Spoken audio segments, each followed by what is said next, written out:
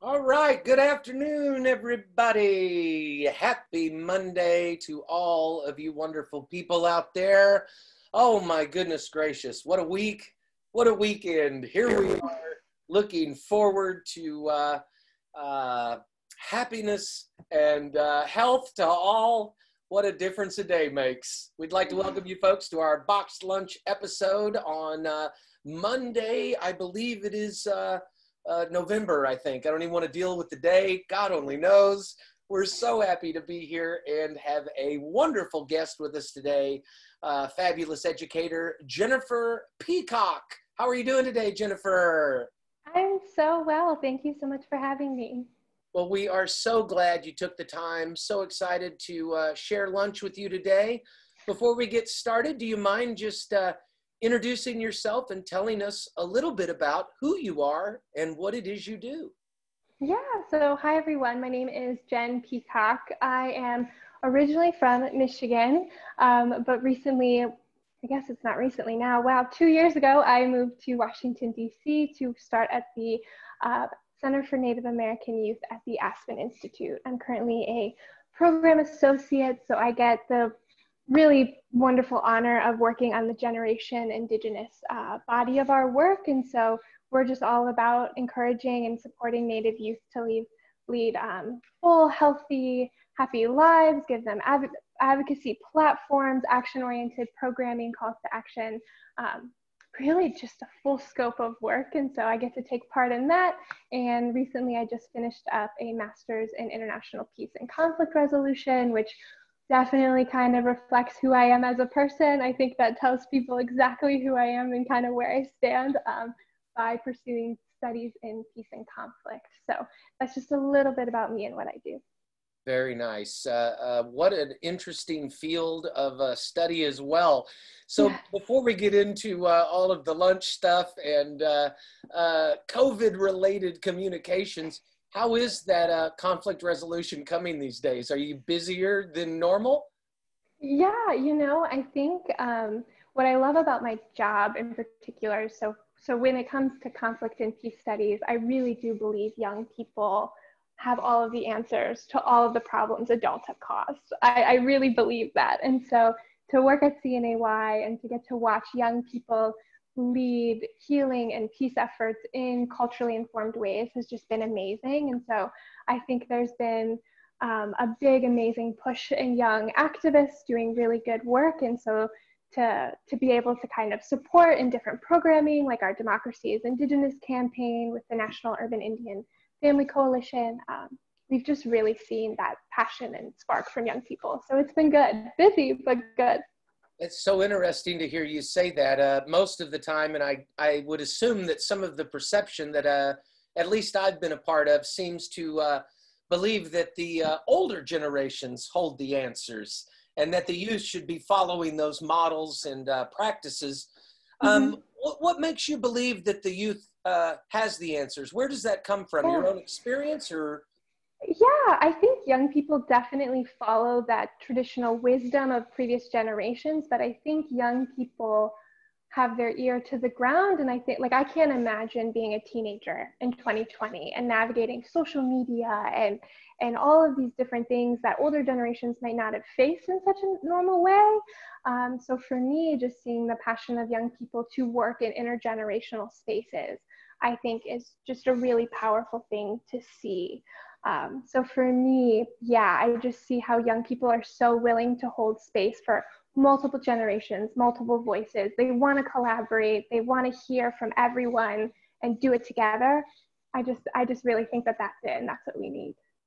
That's certainly inspiring to know that that the young people out there do have an interest and more importantly, the ability to create that action. I know that we've seen a lot of that over the past few months, and I have to say it's very inspiring to know that there are some up-and-comers that are looking out for our best interests and stuff.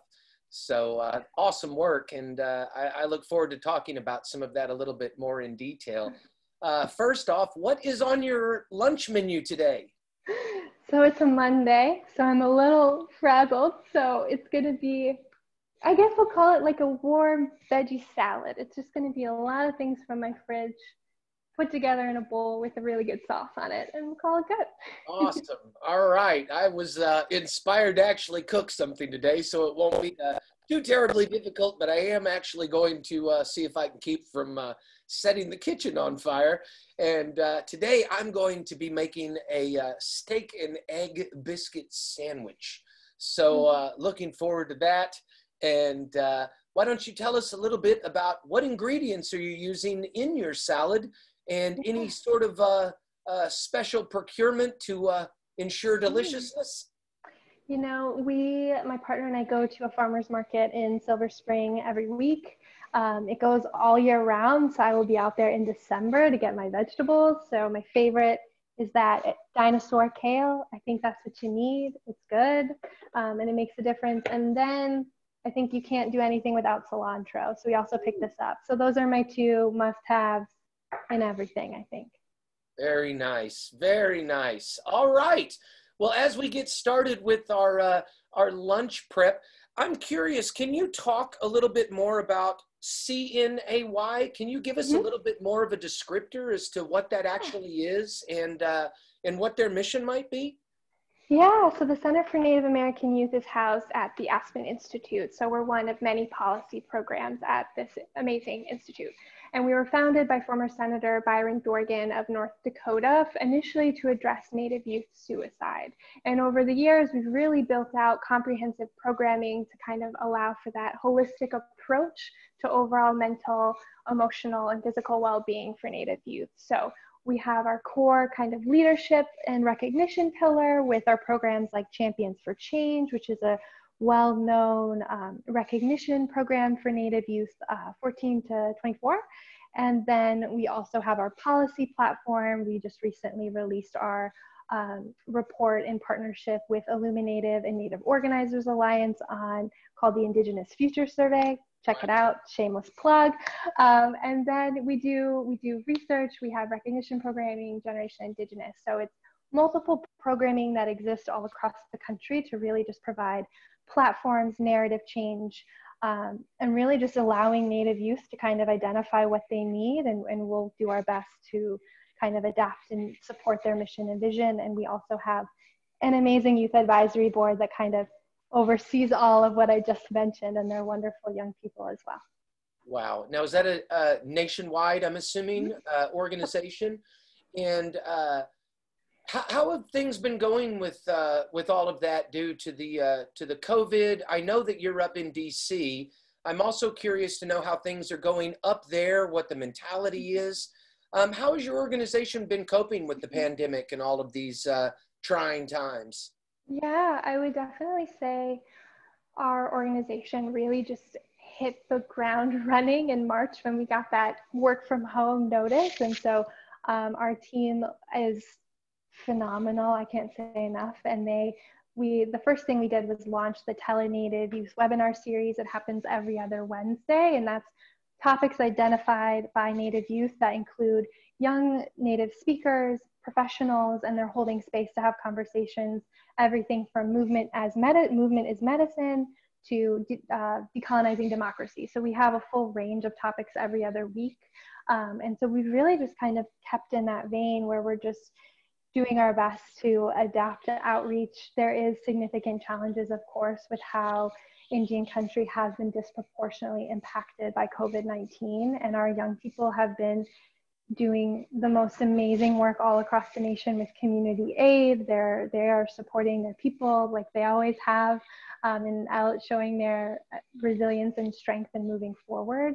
And I would definitely say just the norm in the DMV, everyone wears a mask. It feels very serious. I felt very supported by our larger organization, our immediate organization. So here it feels very, this is happening, let's get through it together, which I'm very grateful for. Nice. And a lot of these programs, I'm assuming, are available online. Is there a general website to go to get this information? Yeah, we have a lot of different programming, and I love when young people or even programs just randomly email me and say, hey, you want to collab? And I love for those emails. So you can visit our website, CNAY.org.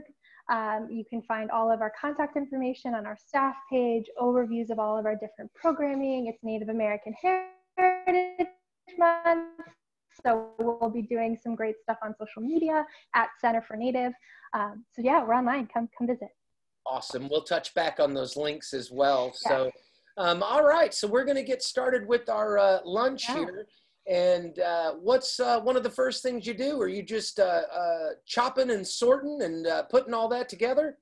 So I like warm salads, and that might be weird, but I think if people who are like, I hate vegetables, which I totally get, cook it. I think it changes the game. So I'm probably going to start cooking tofu. I thought that would sound really good in this. So I'm going to fry some of that up first.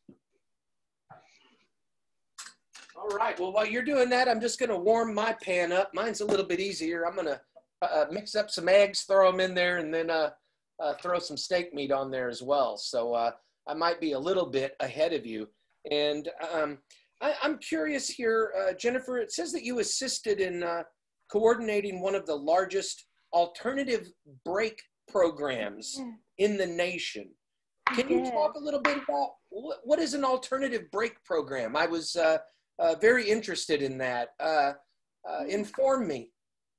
Yeah, so they kind of vary by college. I was one of the young people that really struggled in college, and I found a friend recommended this program to me, and it absolutely kept me enrolled in college. I definitely attribute it to me being here today. And the concept of alternative breaks is providing young people volunteer experiences over their spring break, winter break, summer break, or our program also did weekends. And you get educated on the topic. So it could be animal rescue, and we went to Florida and the Everglades to volunteer and support an animal rehabilitation center who worked with rescuing animals in the Everglades, or children and families working at different nonprofits. And so you go and you get all of this education to really try to understand what a systemic issue is, right? And I think I know I was very I wasn't very well traveled before college. I didn't really know a lot about the world. And so having a program that really focused on teaching you about things like the justice system, the environment, healthcare was really, really important to my development as a person. And so you learn for 6 weeks about a topic, and then you volunteer, and you just really absorb and learn from those professionals who are doing the work. Wow, it sounds like a fantastic program. And you say that is like individualized to different colleges? Yeah, it's kind of formatted. Every school will do something different. So Central Michigan really required you to have pre-experience education meetings. You had to get extensive training to lead the experiences. We were governed by an advisory board. And so that's how our school did it. Other schools, it kind of varies requirements and how much you have to do to be a what do we call them? A site leader. So it kind of varies, but that was how we did it. Nice, very nice. And what are some of the challenges that you're finding in terms of education and getting those messages out there for the Indigenous program? Yeah, I think just with our programming in general, getting it out to communities, is that what you mean? Yeah, just what challenges are you facing spreading the word and growing the program? Yeah, I think, well, I'm not involved in alternative breaks anymore.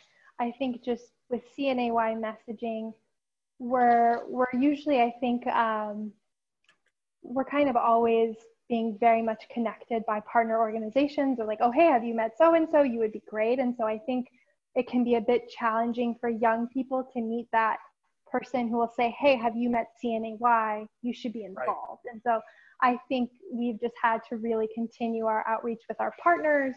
And they've all been also very, very supportive in connecting us to young leaders across the country. Very nice, very nice. Again, it just sounds like a fantastic program. And I'm curious, are you seeing Indigenous people embrace that? Are they coming together in a way that some of the other cultures have? I know that there was an increase in voting in Indigenous people, and so very reassuring to see that. Are they embracing the program, or do you find challenges in trying to communicate those opportunities to that specific culture? Oh no, I think our Indigenous young people and Indigenous peoples in general are very active in community and connecting, and are always seeking avenues to share their work and to get involved. And so I think, and also our campaign is called Democracy is Indigenous, right? And so we know that democracy is inherently rooted in the Iroquois Confederacy. That's where it was modeled from. And so I think this year in particular, we just saw so much movement and excitement to just dive into community and to support. And so I would say I've never struggled getting a young person involved, and I love that about my job. Yeah, it sounds great. I know that there have been some struggles to include all kinds of people these days, and it's nice to know that they are buying in and represented in such a wonderful fashion. So what are you seeing up in DC in terms of the attitudes of the pandemic and also the election these days? I'm really curious to know what's going on up there right in the middle of all of this. You know, Saturday, my partner and I took a walk and went to get a coffee and take the Branch Trail, which is a big walking trail in DC, and biking trail. And on every few stops, the announcer was, "Welcome our newest president," and you were hearing people honk and dance and celebrate. And so it was a really positive atmosphere in DC. Everyone was celebrating that I saw in a mask. So while I was a bit too afraid to go in such a big public space, it was fun to see people celebrate and dance and just, watch what happened happen. So agreed. So how do you see education in general adapting as we continue to move through all of these trying times? I know we got some good news today with the Pfizer vaccine. They were saying that it was proving 90% effective. How is education coping? How do you see them changing as we continue to face these challenges ahead of us? I'm not, in the education field per se. I'm very fortunate to know many educators. And so I'm particularly interested about how moving forward, we're going to address the digital divide. How are young people going to learn when they don't have access to broadband? How are we going to ensure that young people, what household with 4 children has 4 laptops? I mean, we had 1 desktop in my house for 5 people growing up. So I'm really curious about how the education system is going to move forward addressing that digital gap the most, and also make sure our young people who may need specific needs, attention, whether that's speech therapy, get that support in beneficial ways. But I know they're on it. I have mad respect for teachers, and so all my love comes out to teachers right now and parents who are teaching their children right now. Can't imagine. I'm surprised to hear you say that. It seems to me like you are an educator, just getting this information out there and letting people know that these programs exist seems to me like a form of education. How do you define it? What is it you consider yourself to be? That's a very good question, and I don't know. I like to think that I like to view myself just as a connector. I think that that's something I've been good at, is letting, oh, you're interested in that? Well, here's this amazing organization where you can learn more. Or here's this really amazing person you can follow if you're into social media. So I like to think of myself, I think, as a connector, but an educator just feels too, I don't want to use the word responsible, but it just feels out of my wheelhouse. I don't think you're giving yourself enough credit. It sounds like some fantastic work going on, and it certainly sounds educational. especially for people that may not have the advanced knowledge of knowing that these things are going on. So we thank you for all of that. And I believe there's a lot of education in just finding things that we may not be aware of. If there was one major thing that you would like people to know about the Peace and Conflict Resolution Program, what would that be?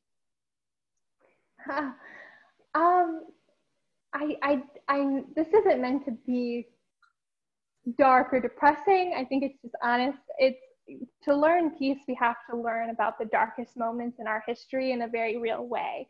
And so I think if you're very passionate about peace and humanity and conflict, I think we just have to be prepared to learn about things like genocide and things that have to be seen and felt, and you have to be prepared to let yourself feel that and learn from that and move and grow from that. And so I don't know if I was fully prepared when I started that program, that's what I was really diving into, but it was.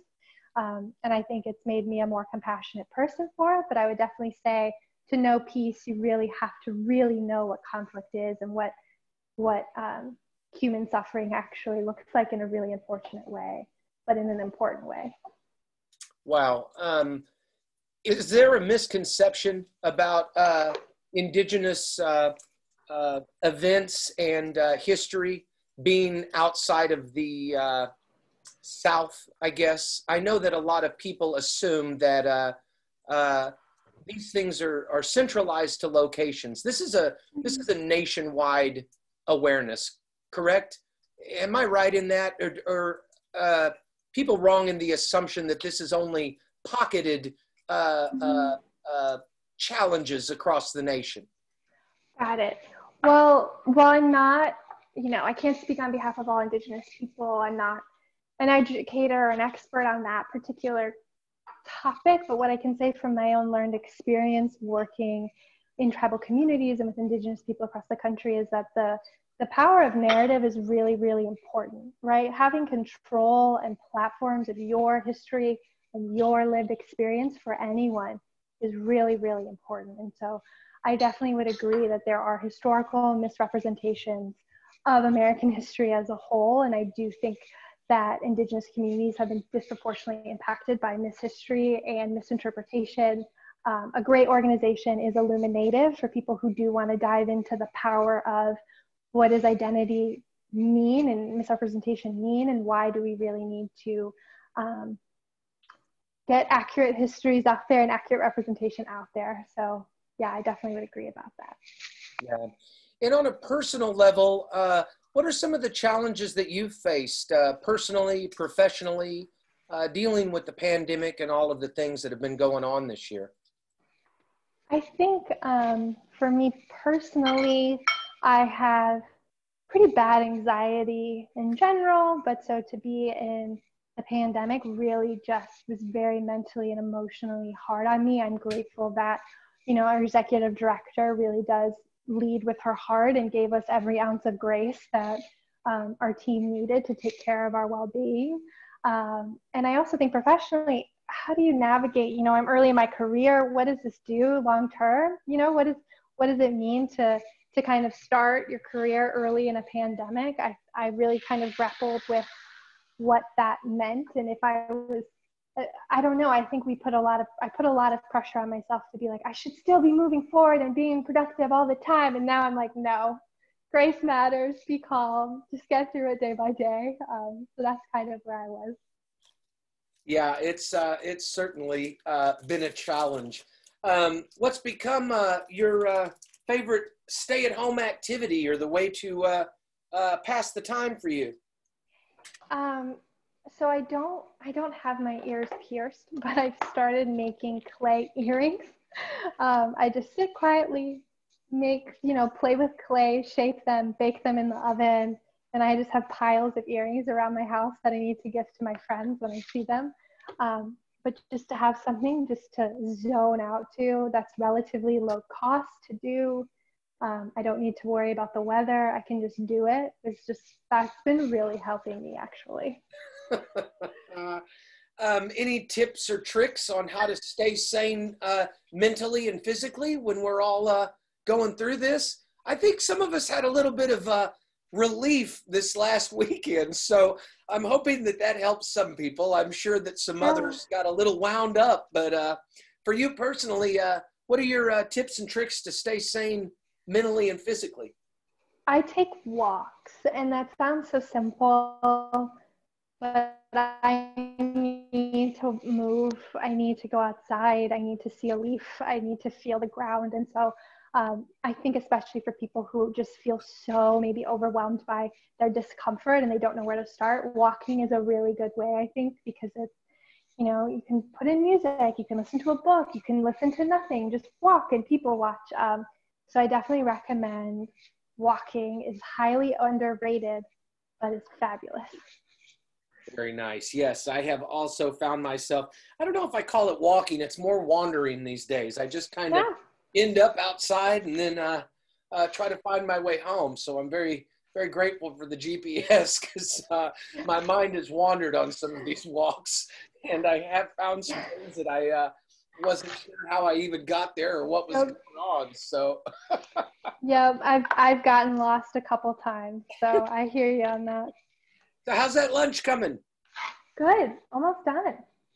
Nice. Any secret ingredients? I know you talked about the kale being a make or break item for you. Any other secret tips or ingredients to ensure deliciousness? This might be controversial, but sauerkraut, gotta love it. Oh. Yeah, people either cringe or they're like, yes. So I would say that for sure. Nice. Good tip to know. Sauerkraut, I have to say that I do enjoy it. I don't know about salads. I can't say I've had sauerkraut on salads before, but I may have to try that myself. So, all right. So we're moving forward here pretty well today. Before we get into plating and presentation, I was curious, what helpful community resources are you seeing or using personally or professionally? And how can your organization be assisted or provide assistance to other artists, folks, or organizations out there? Yeah, personally, I've been relying on my public library. So ours is still doing books, social distancing, where they leave it outside. So definitely check out your local library for free, free movies, free books, all of that. In an artist kind of organizational way, we are preparing to announce our Creative Native Grand Prize winners. And so Creative Native is a Generation Indigenous program founded by a former fellow of CNAY, Del Kerfman, who is an amazing Indigenous artist. And so it's kind of a call for young people to submit work in response to a prompt.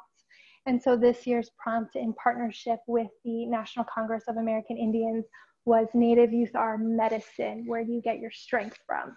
So I would say, to support and amplify Indigenous artists, follow us. We'll be doing artist spotlights throughout the month, actually, of Native American Heritage Month.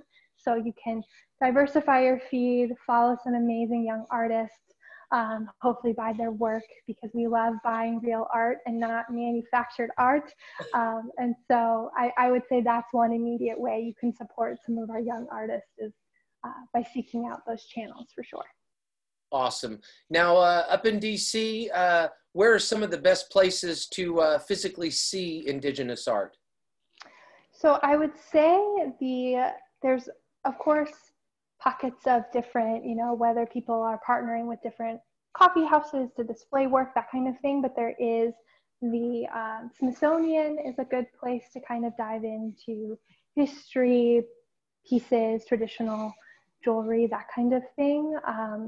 But, beyond that, I don't know, to be candid. I don't know many exhaustive hubs in DC, but there are a ton of local, all across the country, I would say, centers for art for Indigenous artists. So definitely seek those out, especially in New Mexico and in the, Midwest areas. There's a lot of hubs. So I encourage everyone to kind of find your spot. Nice. Do you have a favorite Indigenous artist? Recently we've started kind of working and learning more and more with a few artists. I'm a sucker for all of the young people I work with. So there's Warren Mountain, and his Instagram is, oh, I'll have to look it up and leave it in the Facebook comments, but he's an amazing beater, Warren Mountain in Minnesota. There's also Elizabeth State Day. And she's such a good artist. And then Darby Raymond Overstreet is another favorite, and she's also a young person that we've worked with, and some good art all around. Wow. Yeah. If you get a chance to circle back around on the Facebook comments, please make sure you can guide us there so that we can see their work and see what they've been up to. So always looking for new and inspiring artists. I think that's one of the things that the current situation has done for art in general, is really opened some doors and allowed us to see some things and visit some places that we may not have taken the time or even been aware of in regards to our own circles. And it's certainly been interesting to see all the great work that's out there that we really didn't even know until we started falling into some of these virtual platforms. So are there any virtual platforms as well that you recommend or that you've seen out there in regards to Indigenous art?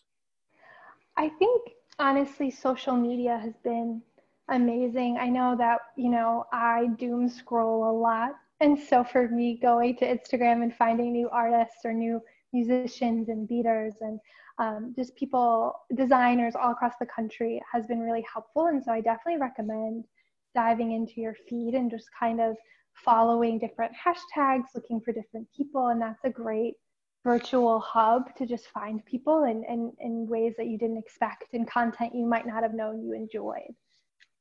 Wow, some great information there. So we're gonna have to go to the little microscope or looking glass, I think it's called, and just type in Indigenous art. I'd be very curious to see what people find, and hopefully they can continue to share some of those wonderful sites as well. So.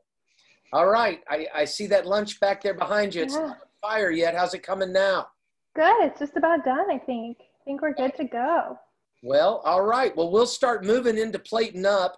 And I know you've touched upon some of these links as well, but I always want to make sure that it continues to get re-mentioned. So how and where can we find out what you've got going on and keep up with all of these great programs? Yeah, so of course our website, the CNAY.org, that's a great way to follow our blogs, content written by youth, highlighting different young people in our programs. But also the quickest kind of updates come from our Instagrams, I would say, and other social accounts. So across our platforms, you can follow @center and then the number 4.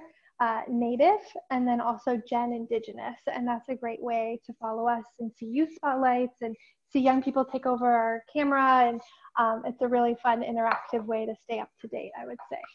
Awesome. Well, we'll make sure we get those links down in the comments as well. And then if there's anything we missed or anything that you would like to add, please feel free to come back and continue to educate us and let us know where some of these great sites are and where we can get involved and also lend our support as well. So awesome. A hot salad. I have to say, it might be the first time that I've seen this, so I'm quite excited to see. Are you all ready to go and ready for presentation? I think just about. It's kind of like, I don't know, do they have sweet greens in Fort Worth? I don't know if they do. Well, I'm sure somebody will inform us on the comments, because as soon as I say like no, they'll be like, are you kidding me? A whole sweet green farm. Yeah, it's kind of like that. It's like a warm kind of bowl, they call it. So Gotcha. It's kind of like a salad. But and now what's the dressing you've got going on top there? Oh, it's the brand Annie's green garlic, because I'm a garlic fiend, unfortunately. So good. Well, it looks absolutely delicious. I think, are we moving on to a presentation? Are you all set? Mine never look as good as everybody else's. So, Mine won't look good, I promise. oh, I doubt it. Let's see what you got there. Here we go on the count of Okay. three. One, All right. 3. There we go. That looks great. Just a bowl of veggies. Yours looks good. Beautiful color in there, all kinds of stuff. So Oh yeah. there's my little biscuits, and then the All steak this stuff. and the eggs as well. That was So, professional. I think we did pretty good today. So I find it so ironic when I talk to folks, and we had mentioned beforehand that you are in and around the DC area. You're from Michigan. I love sharing those stories. I spent some time there as well. And so it's always so nice. We think the world is such a huge, unreachable place. And I am constantly inspired to meet people that are a lot closer to my circles than I originally anticipated. So it's been a pleasure to visit with you, Jennifer. Do you have any words of wisdom or advice for Facebook and America out there before we finish up with our lunch? I don't, words of wisdom. I think send me yours. I think I need them, but I really do appreciate the time and hope everyone takes the time to diversify their social media. I really think it's important. And so I encourage everyone to follow us and then follow who we follow. That's a great way to do it. I cannot think of a better way to say it. So again, Jennifer, just thank you so much for taking the time today. It's been an absolute pleasure to visit with you.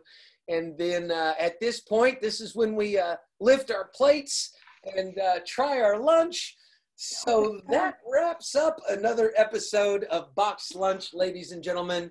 We are so grateful for all of you continuing to join us and sharing your stories about how art and artists are dealing with the current situation. So we'll be back next Monday as well. We look forward to you joining us then. And without further ado, bon appetit, everybody. We hope you have a safe and wonderful Monday. We'll be seeing you soon. Thanks so much, Jennifer. Take care of yourself, all right? Bye-bye.